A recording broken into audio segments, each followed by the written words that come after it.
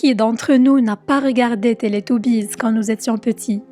Des personnages colorés avec des visages d'enfants souriants et une télévision au milieu de leur corps.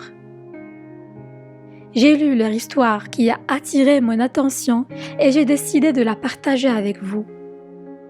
L'histoire se déroule dans une association spéciale pour les handicapés mentaux en Bulgarie. Le vrai nom du lieu n'a pas été précisé, mais il s'appelait La La Land, où les enfants sont enfermés dans une pièce vide, froide et sombre. Ils étaient soignés une seule fois par jour seulement. Des soignants impitoyables, et parfois ils les battaient ou oubliaient de les nourrir. L'histoire de Teletubbies est basée sur un groupe d'enfants qui sont tous morts. L'un des enfants, nommé Lala, avait une difformité au visage, ce qui lui donnait l'air de sourire. Son comportement était comme n'importe quel enfant normal, mais avec son confinement dans une pièce froide et isolée pendant les 5 années de sa vie, son esprit était complètement parti, car elle dansait autour de sa chambre sans musique. Lala, elle ne pouvait pas parler bulgare. Elle a passé toute sa vie enfermée à l'intérieur de la pièce. Sa peau est devenue jaune pâle à cause du manque de soleil. Mais elle était toujours souriante, même lorsqu'elle était maltraitée. Un soignant lui a cassé la jambe jusqu'à ce qu'elle ne soit plus en mesure de danser. Et même quand il la tenait attachée à son lit, elle souriait et marmonnait. Et cette fille est clairement la source d'inspiration du personnage jaune Lala.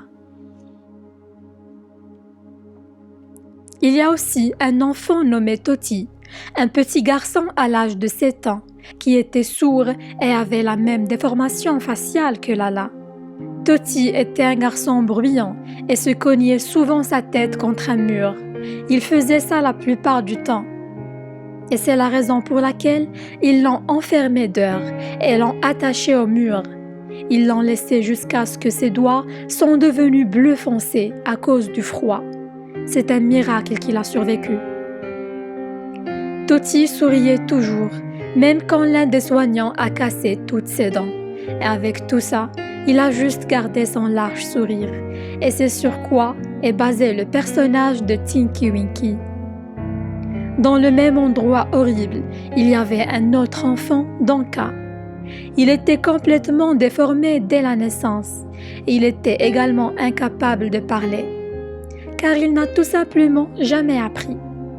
Il avait 6 ans et était un enfant malade et affamé. Danka est la source d'inspiration du personnage d'Ipsy. Enfin, il y avait Paulina, la plus jeune d'entre eux, et son histoire est la plus tragique. Elle avait 3 ans lorsqu'un jour d'hiver particulièrement froid, Paulina a commis la simple erreur de dormir près du bois de chauffage. Cette nuit-là, les gardiens l'ont jetée ivre sur un feu, sans même remarquer qu'elle était une petite fille et non un bloc de bois. Elle s'est réveillée avec la sensation d'une flamme. Sa peau fondait jusqu'à ce que ses os soient visibles. Elle a crié à l'aide et les soignants l'ont retirée. Mais le mal était fait. C'était un miracle. Paulina a survécu, mais sa peau est devenue rouge foncé. Le personnage Pooh est basé sur cela. Dans cet endroit sombre et sans espoir, il y avait quelque chose que les enfants aimaient. C'était un petit télévision qui servait à maintenir l'attention des enfants. Un jour, le prix des téléviseurs a augmenté. Alors, les soignants ont décidé de vendre la télé, qui était dans la chambre des 4 enfants. Même si les enfants étaient incapables de parler ou de comprendre, mais ils ont quand même compris que les soignants planifiaient quelque chose de mal. Alors, ils ont décidé de cacher la télévision. D'habitude, le seul endroit où les enfants peuvent cacher leurs petits jouets est de les avaler et de les vomir plus tard. Mais la télévision était trop grande pour être avalée. Le lendemain, l'équipage s'est réveillé avec une vue terrifiante. Tous les enfants pleuraient comme d'habitude et au milieu d'une pièce se trouvaient les 4 enfants pleins de sang.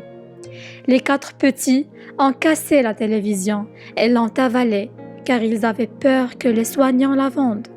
La télévision était leur seul espoir. Et maintenant, on comprend très bien la raison pour laquelle les 4 personnages de Teletubbies ont tous un petit écran au milieu de leur corps.